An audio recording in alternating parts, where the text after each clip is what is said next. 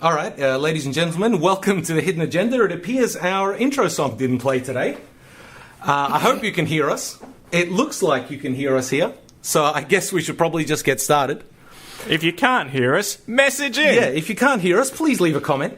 That would be annoying if we did a show for an entire hour without... And the audience were just too polite to say anything. They just watched our mouths moving, and we're like, oh. You know, it's like when someone's got something in their teeth, and you don't want to. You can't. The bit of parsley, it's staying there all night. So like, we just sat there the whole hour, and I have no idea what you said, but I didn't want to be the one to break it to you that no one could hear what you were saying. Yeah, I mean, I'm looking here. It's not muted. It's not. You know, nothing appears to be wrong, so who knows? Is there a thing going up and down, a light? There is for our voices. Yes. But not for... Did it just end up on the wrong channel or something? Or is it just not... It just appears to not be working, to be honest. So we're gonna go without that, I reckon. And should we just jump right into the... This is a great start.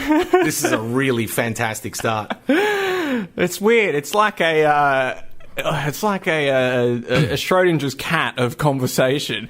Is this conversation going anywhere?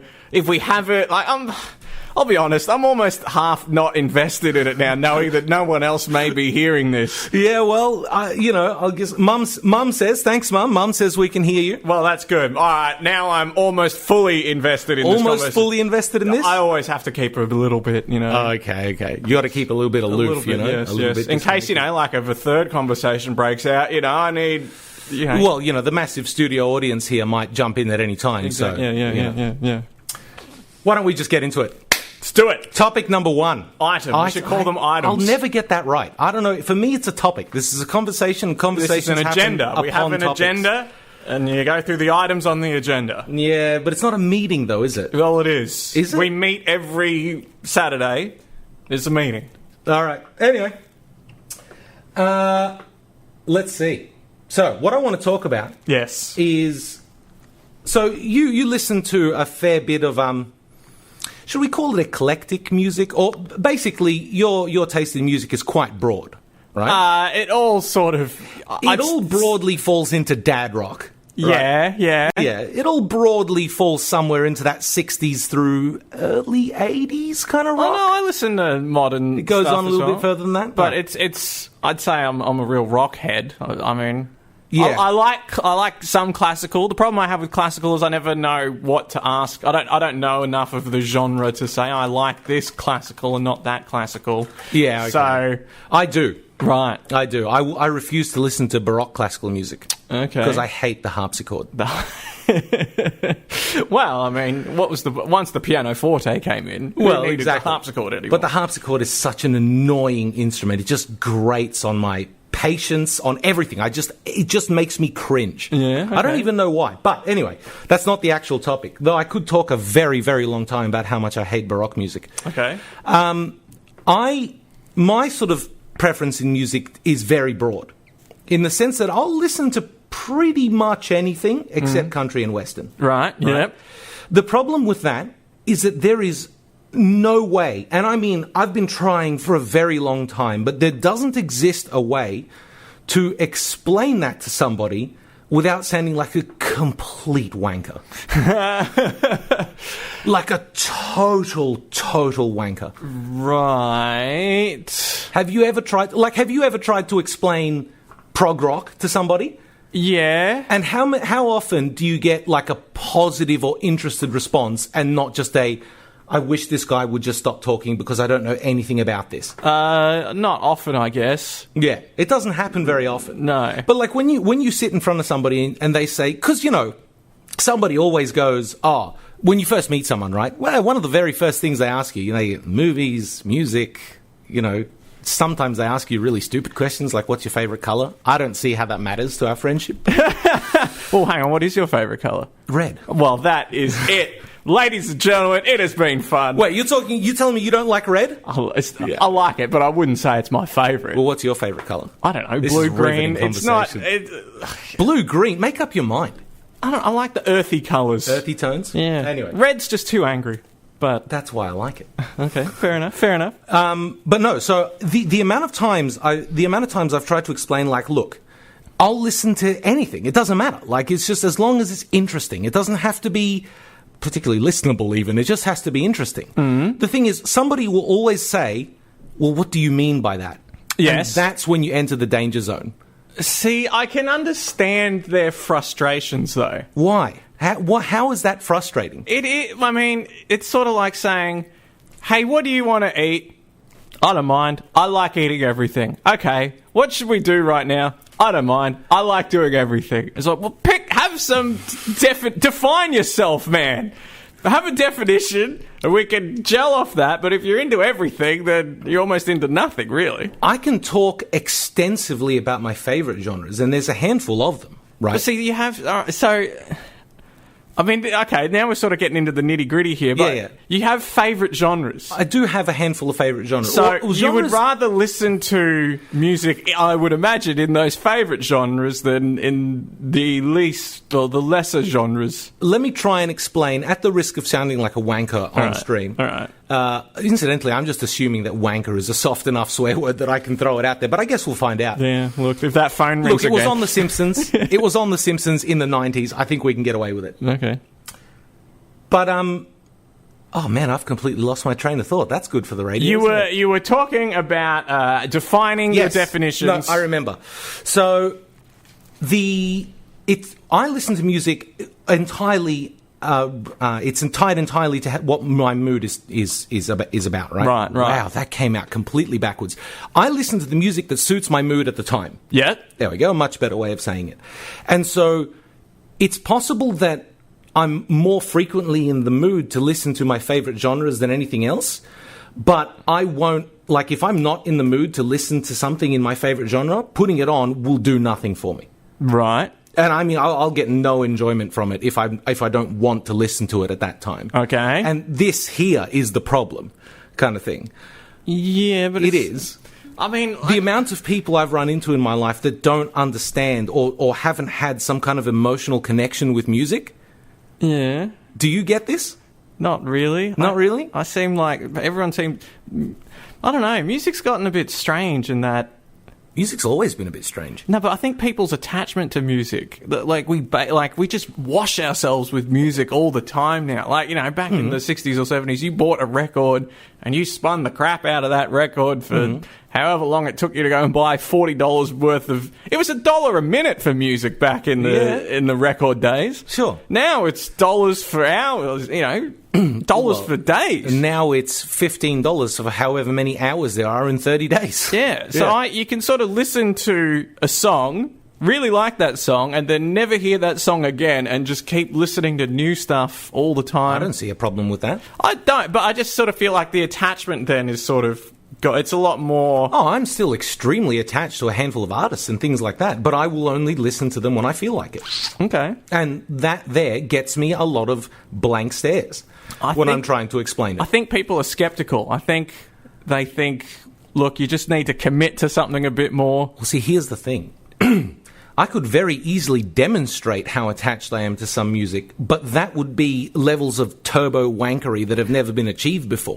Like, if I put on... There are particular pieces that you can put them on and within 30 seconds, every hair on my arm will be standing up. Yeah. Right? But can you imagine pulling that demo out in front of someone you've known for 10 minutes? No. No, that's going to make you look like a freak. Yeah. Yes, you're right. How often is this a problem for you? I find myself getting into complicated discussions about music probably once or twice a month. Right.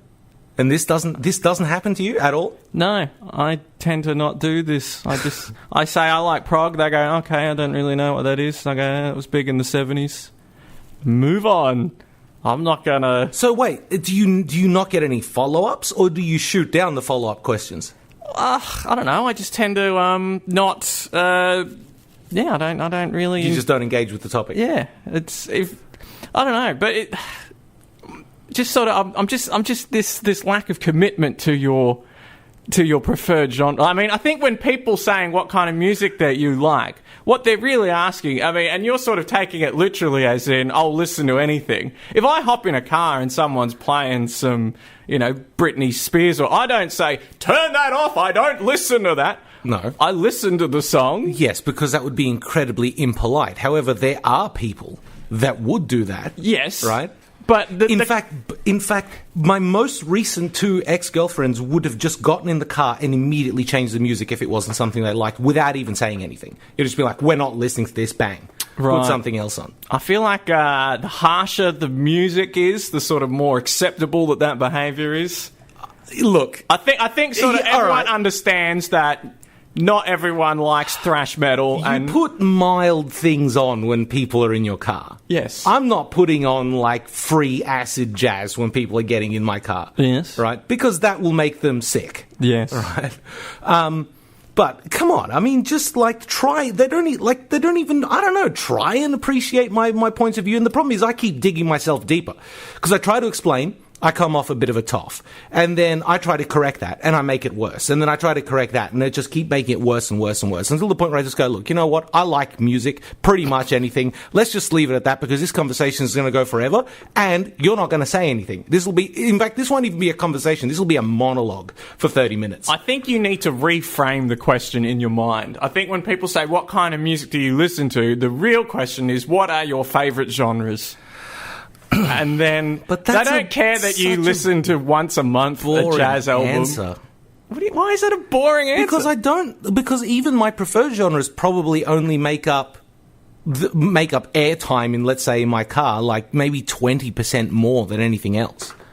Well, it's not a lack of commitment, though. I really hate the phrase lack of commitment. That's offensive to me, because I love all these artists equally, sort of. It's just that I find myself in the mood to listen to particular ones more often. So here's an example of, I guess, what I mean by lack of commitment. Do you remember when Australian Idol? Yeah. First round of Australian Idol. Yeah. A friend of mine had a sister, and she phoned up and voted once for Shannon Knoll. Sure. And once for Guy Sebastian. Okay. Because she liked them. That's fine. What's the point of that? She hasn't picked a preference. She spent $1 to not alter anything. Well, this is when they're in the fight. They're the only two left. But it's the same as taking no action. Right? It is, but why spend $1? Well, because you're showing some appreciation. I like you both. I don't mind who wins. You don't need to give away $1 to feel that, though. She probably just felt nice doing it. She probably just thought, I'm going to chip in. I like both of these guys. I don't care who wins. I'm going to vote for them both. I don't see the problem. I don't see the point. You're right. There is no problem, but there's also no point in doing that. True, and that's the point I fail to see. She didn't commit to either one of those. You don't need to commit to artists. They're not your friends. No, you don't. I'm not saying you do. But then why are you trying to say that I don't have a commitment to my favourite artists when it clearly doesn't matter? Because you're saying you have favourites, so that's what you lead with. Hey, what kind of music are you going to do? My favourite artists are blah, blah, blah, because if I was being honest, I'd have to lead with, to be perfectly honest, what most often takes my fancy is XYZ. And that's a good answer. Is it? It's better than I like everything. Saying I like everything gives me nothing to work with. Yeah. Okay, so you like death metal? Yes. Yeah. You like jazz? Yes. I don't like that. Doesn't give you anything to work with. If anything, that person should turn around and start talking about their favourite stuff, knowing pretty well that I'd probably like it to some capacity, or I'll know something about it. That should be a wide open stage for them to be like, yes, this person will be fairly easy to relate to on at least this one topic. Yeah, but apparently not. But they could also get that same sort of conversation by going, hey, what kind of music are you into? And the person says, I kind of not really into music equally. But I'm super into music. That's the thing. But equally. Yeah, true. If you vote for everyone, you vote for no one. But you show appreciation, and that's what matters. Look, maybe. But I think when you're getting to know someone, they don't care that you show appreciation equally. True. They want to know what floats your boat. So, I've got a relevant comment here. Oh, yes? Which might rustle your feathers a little bit. Why do I feel like the listeners... I'm going to be the contrary voice on this show. I think you will be. Listeners... You got to gesture more. People engage more with people that wildly throw hand gestures around. What?! That's the right answer to that statement. But my friend David here says, Prog sucks, Rush sucks, Geddy Lee sucks. So what have you got to say about that? Rush are absolutely brilliant. And that's all I have to say to that. They are a class act. Yeah. They have been a class act for their whole career. Yeah. And how dare you, sir? How dare you, David? Because to be perfectly honest, I'm with Tony on this one. Yes, how dare you? Rush are awesome. They are a class act. A class act. Sorry, David, you're wrong. The biggest thing they ever did incorrect was never tour Australia. But other than that... They did okay. Oh. But, yeah. That's all I've got on that, I reckon. Cool. The only other relevant comment is based on our broken intro. Someone says, burnt umber is the best colour. I don't even know what that colour looks like. There's a colour called... Is that like ochre? I don't know. I guess it's like a woody... It's like a black wood. Are you Googling? I am Googling burnt umber. You know, for the podcast listeners later on, this is going to mean nothing. Well, but I'm going to now explain what burnt umber looks like. Okay, It looks like a dark ochre. What's that look like? Brown. Okay. It's a reddish brown, but dark. Fair enough. Should we move on? Yes, we should. Here. Here. With the delay on that one. I don't know. Item number two. So you obviously are aware of the IQ system. Yes. Yep. The way of measuring how smart, intelligent someone is. 100 is defined as the 50-50. Or the mean, yeah. Yeah, it's the halfway point. Half of people are going to be below 100 and half are going to be above. Yep. So I was just thinking now, like, that was traditionally used on humans. Sure. Humans answered these IQ tests. Well, I find it difficult to imagine something else answering those questions. Well, I just thought, we're now getting to the point nearly where you could perform an IQ test on a house. How smart is your house? Oh, we're talking about like we're talking Google smart homes, houses, your yes. smart homes. Yeah, okay. I'll tell you what, my house is not in the top half. I reckon my house is about a 0. Yeah, I don't think that's possible. It's not possible to be a 0? No. Well, hang on. Well, it's statistically impossible. It might be incredibly unlikely, but surely it's possible to be a 0. I don't know. It'll have been a result that's never been observed before. But, I mean... I don't think it's possible. Is it possible for a house to get 0? Because what is the average? I mean, you know... I suppose everyone's probably got a smart TV. Well, yeah. Google were handing those Google Mini Home intelligent speaker things out by the kilo when they were selling their phones over the last couple of years. Yes. Every phone got a free one. Yes. Because they just needed market penetration, right? I mean, everyone's got one of these, right? I've never understood why anyone gets a Google Home when I've got Google on my phone. It's the same app. Yeah. It's the assistant. Oh, she's listening to me. I can't help you with that at the moment. Oh, she can't help you with that at the moment. No, she can't. I've just realised this segment is going to be fraught with mentioning Google. Shut up. And yeah. But anyway, so. My house, I've got a smart TV, but everything else is basically dumb as crap. Yep. It is. I've got a lot of dumb stuff in my house. I don't have a smart kettle. I don't have smart shoes. I don't have smart... Nothing talks to each other. I can't control anything from anything else. The Internet of Things is going to be the downfall of mankind. Yeah? The Internet of Things is going to be the absolute downfall of mankind. There's going to be so much private information flying around between these low-powered, poorly secured crap devices. And some of it will be meaningless, right? Some of it will be... Because there's smart basketballs, right? You can buy a basketball that has sensor gear in it that Bluetooths to your phone so that it can tell you how effectively you were dribbling and how quick you were moving and stuff like that. You can buy... See, my basketballs are morons. Yeah, it's a rubber bladder with air in it, right? There were... This is hysterical. Nike released a pair of smart shoes, okay? Oh, yes. You've heard this? I've heard this. The self-lacing smart shoes that all became unusable as shoes after a bad firmware update. Yes. Yeah. Because they wouldn't lace up. Yeah. So you were just locked out of your shoes. I paid probably $500 or $1,000 for smart... Christ knows why shoes need a brain, right? Is it how hard I'm walking, how fast, how far. There's pedometers. They cost 80 cents. You put that on, you know everything you need to know about your walking. Whereas instead, Nike's got my name, my email address, my address, probably my heart rate, various other biometric crap about me, and they're firing it across the internet from my shoes. Right? It's being Bluetooth from my shoes to my phone and then being sent to a server. Yeah, yeah.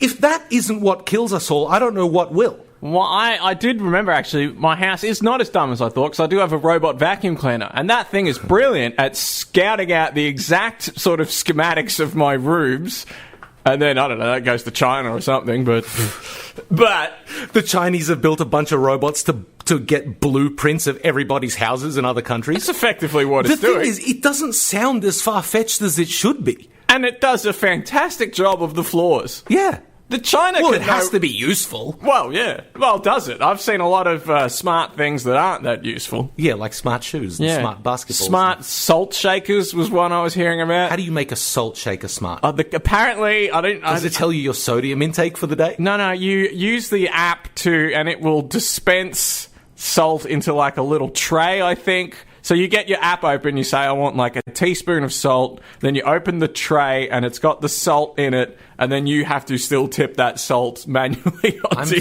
I'm trying very hard to come up with a response that doesn't include cussing. I haven't heard anything more preposterous in my life. Well, I think things are going to start getting a lot cleverer. You'll see. Do you know what annoys me the most? What? So it took a very long time for us to get the production of electricity cheap to a point where everybody could reasonably afford it to some degree. Mm-hmm. Okay? The act of turning on a light bulb in your home was a simple act of flicking a switch. Mm-hmm. Apparently now, the act of turning on a light bulb requires a $1,000 smart device, okay, and 15 megawatts worth of servers in some third world country where electricity's cheap, right, for me to ping a signal across the world to turn on the lights in my house. Yeah. There's two problems with that. One, it's incredibly inefficient, and two, whoever owns that server or whatever partisan group breaks into that data center and takes it over knows exactly when I'm home and when I'm not, based on me turning my lights on and off and things like that. But that's why, periodically throughout the day, you should just turn your lights on and off remotely so that you sort of trip them up, yeah? See?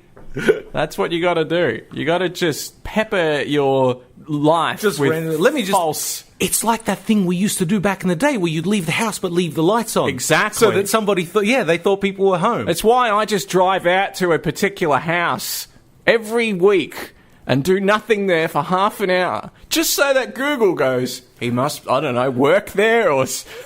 What's he doing there? I don't know. I'm gaming the system is what I am doing there. That's a lie. I don't do that. Oh, God. I just I said that, and then I thought, that's kind of... Given my character, people may believe that. Not only would they believe that, I reckon Google probably knows that about you by now. Google are going to look at you showing up to some random address for half an hour a week. I don't do that. No, I know. But if you were to do that... Yeah. Yeah. They're going to go like, seems like Tony, though. Seems like the kind of thing Tony would do. It does keep asking me. I walk home, and it's like, hey, did you stop off at McDonald's? I go, no, I walked past it. And even if I did, I wouldn't tell you. Yeah. No, I do, because they give me money. Do they? The Google Rewards app, if you answer questions, it gives you money. I've made $80 on that thing so far. It's Google, it's for the Google Play Store. Yeah. But still. Look, it's one thing to be a part of the regular meat grinder. It's another thing altogether to be a part of the Google information farming botnet, though. Hey, $80. Over what period of time? 4 years. 4 years? Yeah. Not bad. No, that's, a season of South Park every now and then. Yeah, okay. Fair enough. For $80 in 4 years. I'm not going to try and do the mathematics on air because I think it'd take me a little bit longer than is worth it. But that's not very much money. No, well, yeah. That's a pretty poor incentive. But it's not a lot of time either. It's bang, bang. It's often like, do you have kids? No. Okay, well, the rest of the questions are irrelevant. Here's 23 cents. And I go, yes. What we're going to do at some point off air is work out exactly how much you're making an hour. I don't think that's worth it. I think it'll be fun. Okay. We just, yeah, I don't know. I think it'll be fun. All right. It's hot in here. It is quite warm in here. I just feel... I mean, you're welcome to take your shirt off. No. Not while the cameras are rolling. I think that's it for that one. That's probably it. Here. Here. We're going to go to a break now. Awesome. Let's actually check how long this one is. It looks like it's only going to be like 29 seconds. Ah, that's a quick ad break. That's a very quick ad break. So we'll see you back in about half a minute. Fresh Radio. Η καλύτερη ραδιοφωνική συντροφιά στο σπίτι, στη δουλειά και φυσικά στο αυτοκίνητο. Fresh Radio. Γιατί απλά δεν μπορείς να αντισταθείς.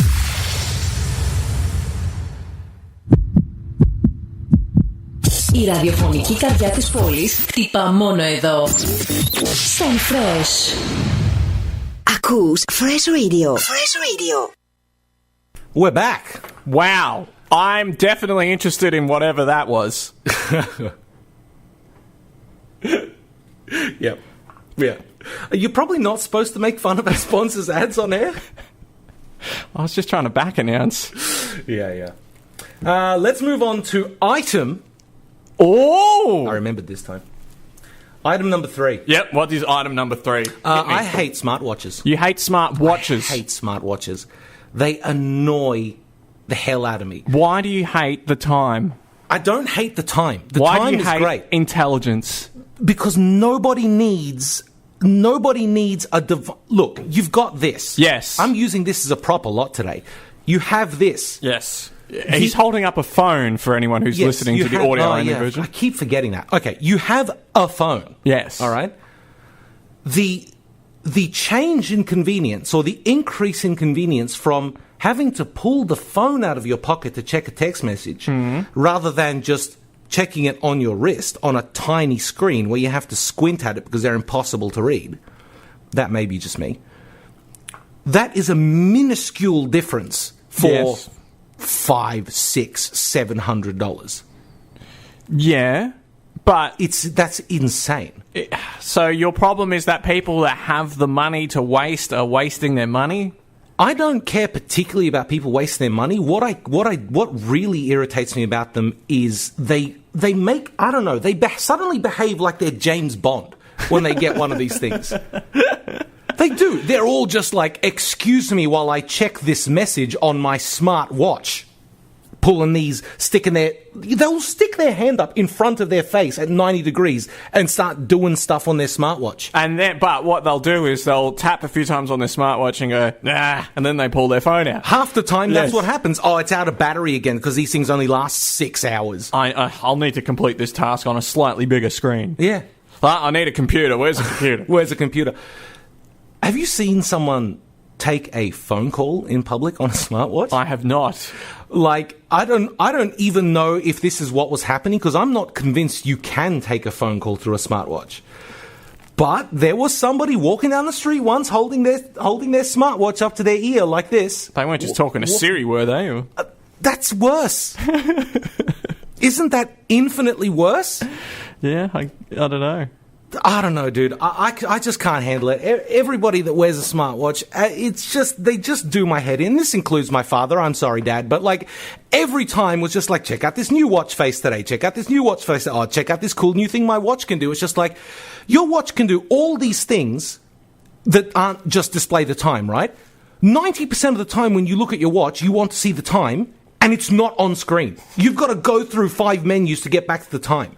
That completely... I don't care about all this other crap your watch does. It doesn't tell the time immediately. On that note, though, with my phone, I have taken the phone call option out of, like, the quick menu because I don't make phone calls as much as I use the phone for other things.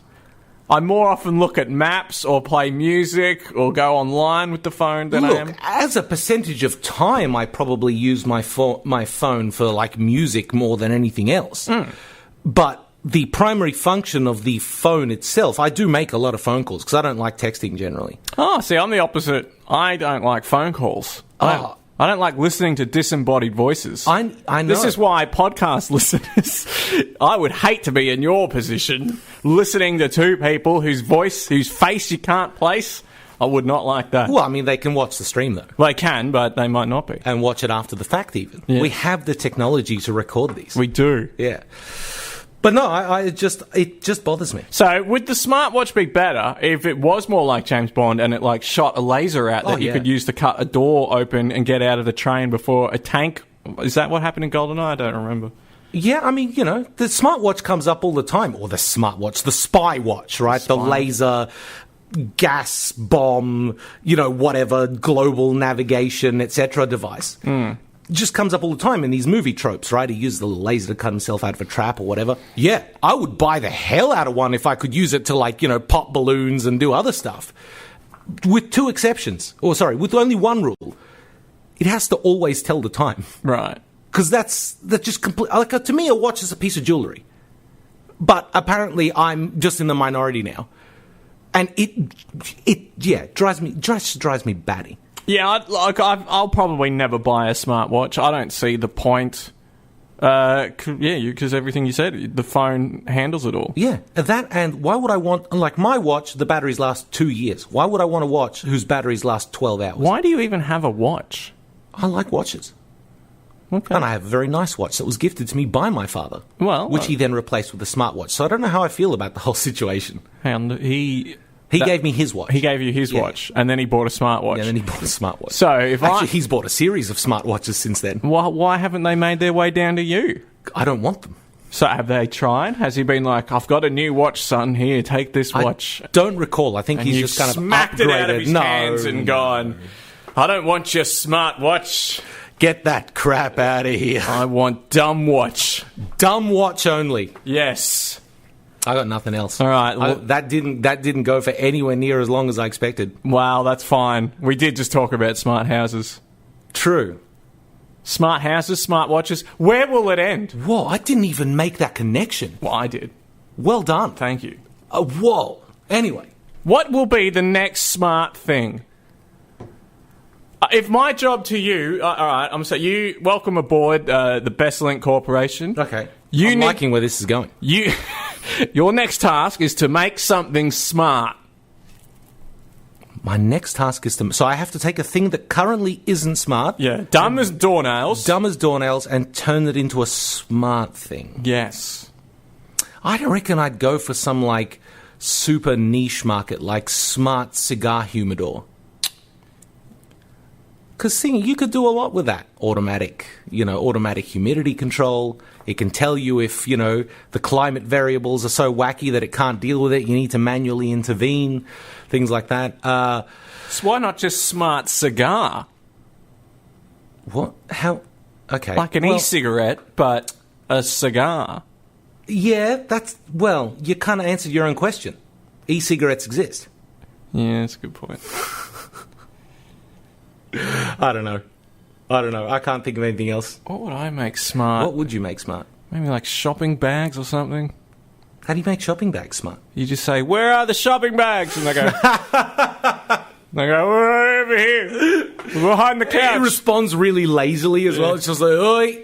I haven't done this yet, but I want to get onto my computer, find the WAV file that is for Windows notifications, and replace it with "Hey." Just so every time something pops up, "Hey." Hey. Well, hang on. What? Because you've got 3 levels of warning, right? You've got information, alert, and error. Oi. So you're going to have just increasing... Yeah. It's going to be like, oi, oi, and oi! No, it'll be like, hey, oi! Yeah, okay. This is real top-level content. Got a comment here. Thank God. Yeah. got 3 relevant comments. 3. That's like some sort of jackpot. I know. So earlier, we got a comment that smart toothbrushes are a thing. Well... But that one's pretty good, right? Hang on, but what does the smart toothbrush do? Because I have an electric toothbrush, and it buzzes at 2 minutes to say that's enough time for brushing. That's about all the brain it needs, isn't it? Yeah, so what is the smart toothbrush doing? I'm guessing it just sends stats about plaque to your phone. Is it mapping your mouth? Is it mapping your mouth? Is it just like telling you, you've only been averaging 1 minute and 40 seconds kind of thing? Like, Yeah, well, toothbrushing stats. Corporations need those stats to sell you toothpaste that's better than the bog stock Colgate. No, we've been through this. Yep. The But the standard Colgate is a trooper. But you're telling me that if your smart toothbrush said, hey, that toothpaste you're using, only 3 out of 10 dentists recommend it. Well, I would say, why is it still on the market? But then you look at your toothbrush and you go, oh, Oral-B, of course. The other comment, a smart hat with an automatic tipping feature. Ooh. That's a much better idea than either of ours. Thank you for that one, Mihaly. So and it just pops the hat just... So automatic miladies. Yeah. Yeah. Brilliant. That's a good idea. I like that. And maybe you could have like a camera so that it can detect like whether someone's a lady or a gentleman. And it can even play a sound. And it just when the ladies walk past, the hat just goes and then down again. Because men didn't traditionally tip their hats to other men, did they? I don't know. Hat culture is gone. Hat culture is very gone. There's still there's a shop called the Mad Hatter on Flinders Street, actually at the station. Yes. I'm amazed that he's still in business. Well, he's probably the last one. That's like, I remember, I think it was in Oakley or something, there was a chess shop. No checkers, just chess. No Monopoly. There's an even better one near me. It's there is a custom violin, viola, and cello shop. Yeah. Right? He doesn't do anything else. And he's got a few pre-made, but the idea is you go in there and you order an instrument and it takes a few months and they hand make one. Yeah. Right? He's been there for 30 years or something. On one hand, how is that still a thing? On the other hand, the amount he's charging for those, he probably only needs to sell one a month. Yeah, but he's making... I guess that's different. They weren't making chessboards at that place? They might have been. I never went in, I guess. Yeah. That's a good point. Yeah, exactly. You should have gone and checked it out. Yeah, I was driving past it. The last comment we've got here, and this is a classic 2019 terrible Internet of Things device. Smart door nails to tell you that you're nailing them in. Every time you hit it, just goes, ow. Yeah. I'm a little further in. You're real close now, buddy. Yeah. Just one more good one. Yep. That's your thumb. Don't do that. Just plays those sounds through. Oh, my God. I wonder if we could just go insane with this. The doorknob could probably maybe be smarter. Oh, there's smart door locks now. Locks, but I'm talking about the actual knob. Well, it includes all the knob assembly and everything, doesn't it? It's got all the fingerprint scanners and all this other stuff. As I said, I live in a house of stupidity and idiocy where nothing can talk to each other. The fridge doesn't even beep if it's left open at my house. That used to be smart for a fridge. Your fridge doesn't beep? I don't think so. Okay. I've got another comment here. A smart bartender that remembers your order. Well, that's just the bartender. That's just a competent bartender, isn't it? Should we move on? Yes, we should. I think we should move on. All right. Here. Yeah, don't forget that, because we don't have the clips. Item number 4. Yeah. We spoke a couple of weeks ago about things that we should know as adults, and we do not. Yes, yep. We spoke about how eggs worked, and it was revealed that neither of us had a full understanding of how eggs hatch and where they come from, whether you need the rooster for an egg to be there. We've got no idea. Well, we do now, but we didn't at the time. So I want to bring up something else that I feel like I should understand its importance and its role, but I have no idea, and that is the Reserve Bank. They're a bank. Yeah. But they're not like a bank in the traditional sense of the bank. No. They're not like... My understanding is, unlike the Reserve Army, where, if the army gets wiped out, you send in the reserve. It's like if Commonwealth goes down, the Reserve Bank doesn't come and take its spot. Yeah. So what's it doing? It's just sort of saying... It's making these... We're cutting interest rates. Who is it? Well, who is its competition? How do I get an account? Well, the Reserve Bank makes the money. They only give the money to other banks, customer banks. Shouldn't we have two different names for that? It's the government bank. Well, that's why it's the Reserve. It's the one that holds the extra money. It's the Reserve Bank because it holds the extra money. Yeah, they print money and, all that business. So but how does the mint fit into that? They only make coins. Wait. Oh, see, here we go. See, it's happened again. You got me again. Just stop doing this to me. I don't deserve it.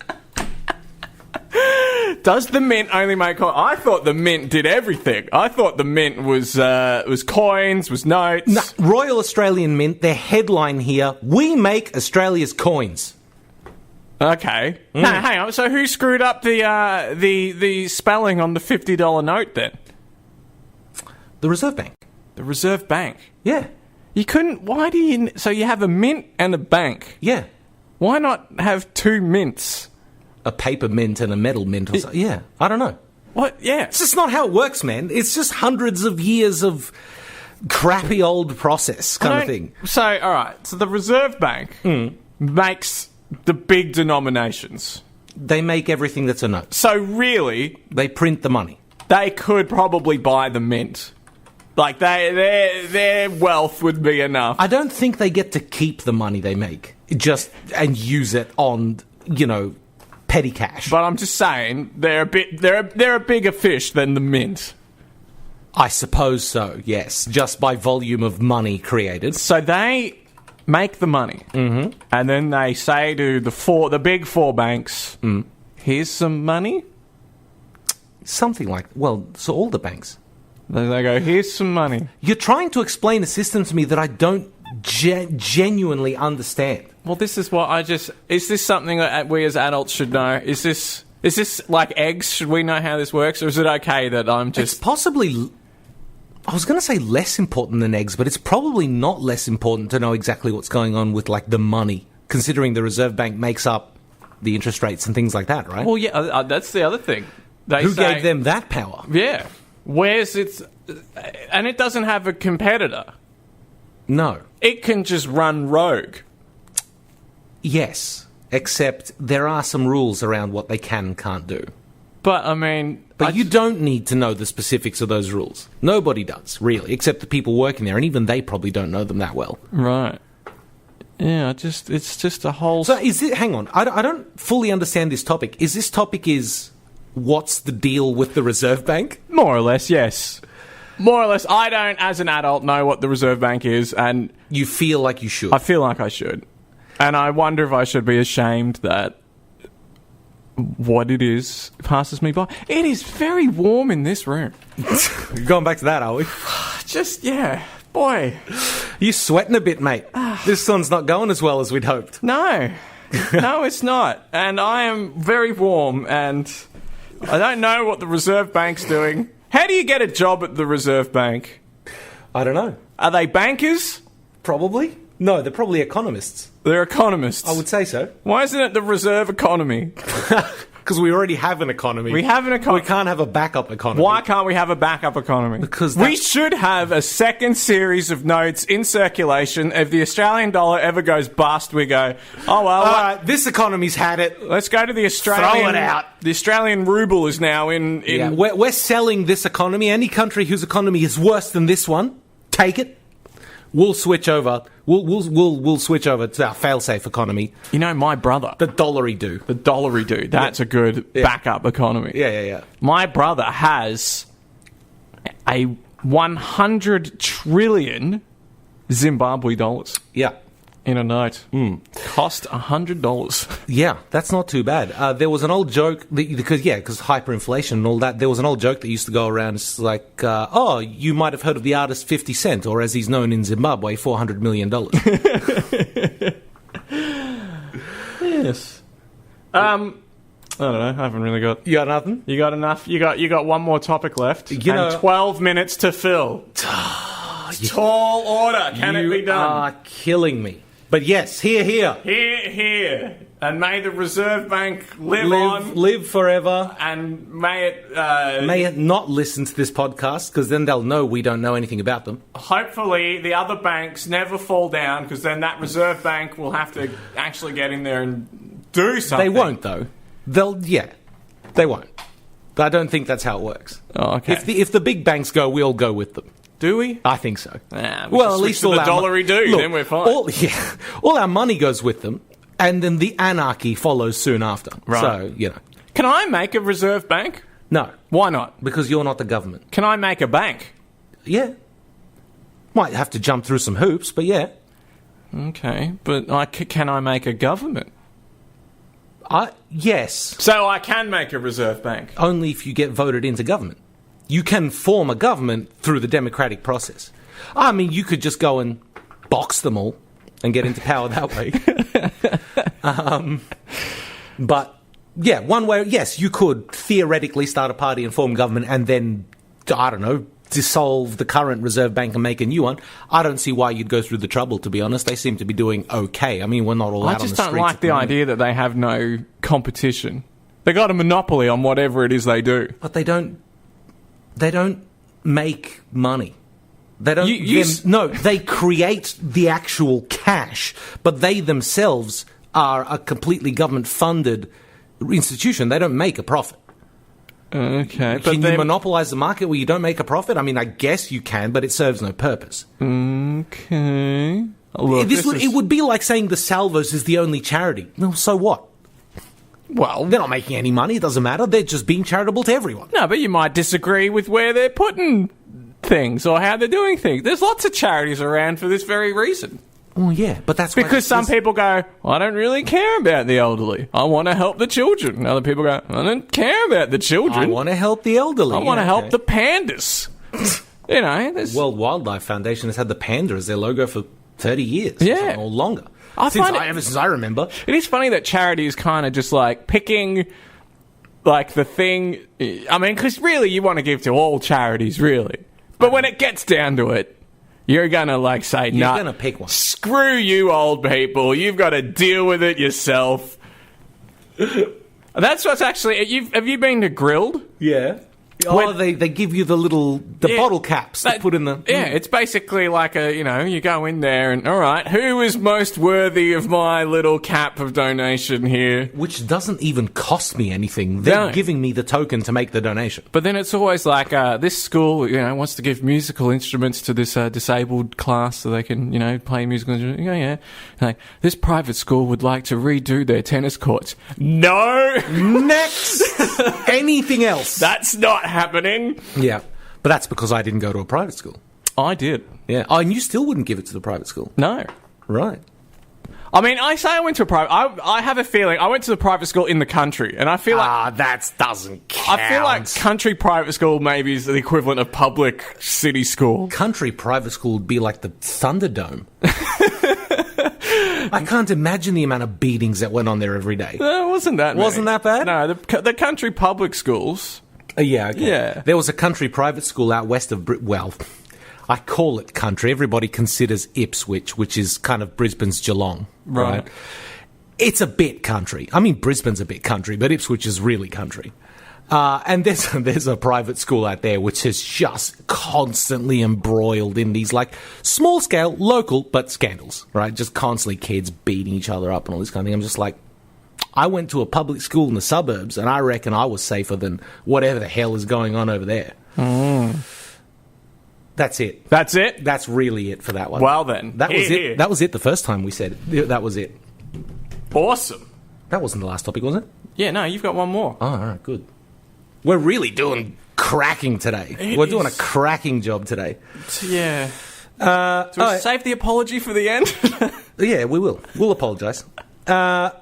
A friend of mine here says, I think the Reserve Bank to a degree guarantees the major banks, which is kind of the whole point of the reserve. But who guarantees the Reserve Bank? The government, I guess. Who guarantees... This is... Yeah, well, that's the problem. This is the police argument, right? This is like, who polices the police? The police. But what about the police? Well, the police. Right. And you can go on forever. Final topic. Woo! Final topic, because this show needs some life breathed into it.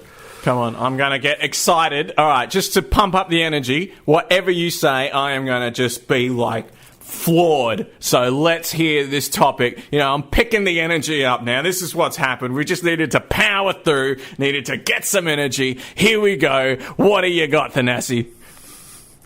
I tell you what, I've got a note here that says...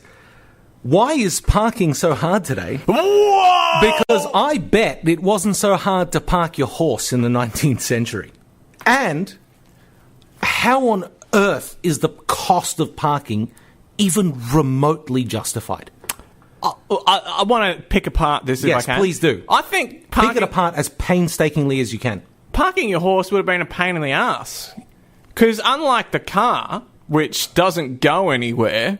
The horse had to be tied to specific spots or it would just probably wander off. I'm sorry, but locking your car is the equivalent of hitching your horse on a hitching post. No, but you can lock your car anywhere. So how many hitching posts were there, though? You'll find somewhere to leave your horse, a tree, a fence, anything. I thought it was only like at taverns or... People used to leave their horses, and some people also train their horses to just kind of sit there. Okay, all right. To stand there. But I stand corrected. But even if they didn't, and I don't know if there's any horse people listening, but actually there's one, but I just happen to know that. Sorry. Okay, right, cool. Yeah, it just seems like, okay, so we went from a world where, okay, people were riding around on horses and whatever, and generally wherever they went, they could find somewhere to hitch. Everything had a fence, there were hitching posts everywhere, this kind of thing. You could leave your horse and walk away, do whatever you want. Why do we now live in a world where not only is finding a park borderline impossible, but when you do, you have to pay somebody $40 an hour to use it, $30 an hour to use it? But this is a city-centric argument. Sure. You head out from the city. Yeah, you can leave your car wherever you want. Most people live in cities. This is a problem for almost everybody. Do most people live in cities? I think you'll find most people live in cities. But most people don't live in the city centres. Most people who live in probably what is declared as Melbourne... Melbourne goes as far out as Pakenham. You could park your car in the middle of the street and just... Sure, but I tell you what, I live about 6 or 7 kilometres from the city. You can't park anywhere near my house. Hawthorne is slightly different, though. Yeah, there are some. I would imagine pockets where this is a problem. Well, there's just rings. There's a distance from the city where it's still impossible to park. Yes, yeah, and it's a long distance. But I mean, it's just because there's a lot of people living in that area. And they all want to drive. I just hate it. It's become the new daily grind. The daily grind used to mean getting up and grinding corn into enough flour to make bread for your family, and that would take half the day, right? The daily grind to me seems to be, if I have to drive into the city for some reason, the hour of pain and suffering I'll go through before I can find somewhere to ditch my car, to the point where after 45 minutes I'm thinking, you know what, I'm just going to take the fine. I'm going to leave it somewhere, and when I get that $89 fine, I'll happily pay it, because the amount of time I'm going to spend in here, it'll cost me less to get a ticket than it would be to park for 3 hours. Yeah. And that's insane. Yeah. I went into the city for a job interview before I got the job where we worked together. And I was there for 2 hours that day in total. It had just ticked over into the third hour. I paid $79 for parking that day, right? And I thought to myself, for another $10, I could have parked in front of the building instead of 3 blocks away up some elevator that stank of piss to get up to this grotty old car park where someone's just charged me $80 to literally dump my car. For 2 hours and 3 minutes. But this is just supply and demand, really. And this is why I think smart cars, well, not smart cars. We need smart legs. Smart legs. Exoskeletons. So I need a suit that can run me to the city. And then I can just put it in a briefcase. That's what I need. Well, I think this will be the future where self-driving car... Isn't it funny that the self-driving car can't be called a smart car, it has to be called the self-driving car? Yeah. Because the smart car's already taken. Yeah, we've already got cars with tablets in them. No, I'm thinking the smart car was that tiny the little thing that would get you instantly killed if you had an accident at more than 12 kilometres an hour. Yeah, but you could park it 90 degrees in a... in a regular width space. Yeah. Just done. I don't know. Look, I mean, I'm not risk averse completely, but have you ever been in one of those smart cars? I've never actually been. Terrifying. Yeah. You've never known what it feels like to be... If sardines were alive in the tin, they would feel the same way you feel in a smart car. I've been in a rickshaw. And They're pretty bad, but they go slowly. Yeah. And also, were you on a rickshaw in the middle of a busy street? Yes. Yeah, okay, that's terrifying. Was it in, like, Southeast Asia? Yes. Yeah, right. Yes, it was. That's it. Right. We're almost out of time anyway. Parking. Get rid of it. Yeah. Yes. That's you're actually agreeing with... I threw that out there to be silly. Get rid of it. Get rid of parking. Force people to just not use their cars. Yeah. Or build more parking lots. You can't build... Because that's just building space. Great. You have to knock something down. But clearly we're out of space. Well... I'm sure there are buildings in the city that could be gotten rid of and nobody would miss them. You're probably right. I imagine there's probably a handful of buildings that people wouldn't mind so much turning into a car park. Or just build them underground. We're out of time, actually. I actually do have some other business. Oh, what was your other business? I reckon we can go a couple minutes over. What do you reckon? Yeah, we don't have a show after us. Nobody's breaking in to stop us. No. We've got 2 emails. Emails? 2 emails, both from esteemed listener George. Oh, okay. I would have preferred it if it was 2 from 2 different people. I would have too. But you take what you get. George is enthusiastic. Okay. Esteemed listener George? Esteemed listener George has sent us 2 emails. Only one of them has any actual content. What's the other one? Did he accidentally click send too soon? Well, he sent an email with no body, but just the subject line, Oral B for life. And he sent that probably 5 minutes after your toothpaste topic closed last week. Okay, cool. But his other one is a follow-up to our tomato sauce bit. You know, he sent us an email where he said ketchup or tomato sauce is rubbish. Yeah, and we asked him to get back to us about other tomato-based products. What he thought about relish. What he thought about relish. So George Wilson here says, and this is riveting stuff. George says, relish and chutney, when correctly utilised, are both pretty good. Salsa is probably my favourite tomato product. Tomato sauce is mostly just red sugar juice, which is never what I want. Most of the time when others use tomato sauce, I use hot sauce. On chips, I would prefer gravy. Hopefully this clears things up. George from Brisbane, and he's even signed it, esteemed listener. Right. Well, I can't argue with that, I guess. That's kind of hard to argue with. I would say, though, that mostly just red sugar juice, that's a correct statement. I don't see the problem. Mm-hmm. Right? So there's the follow-up to that. Thanks, George. I still think you're wrong. I think tomato sauce is great. Look, but his stance is it's rubbish. And I agree, but I like rubbish sometimes. Exactly. And that was the argument we made the first time. We know it's crap. Yeah. It's good crap. It is good crap. It's good crap. That's it. Awesome. Let's see. I'm just going to start pressing buttons here. Is this, you're trying to get the outro music? Yep. No, it's just not happening. Oh, there it is. There's the outro music.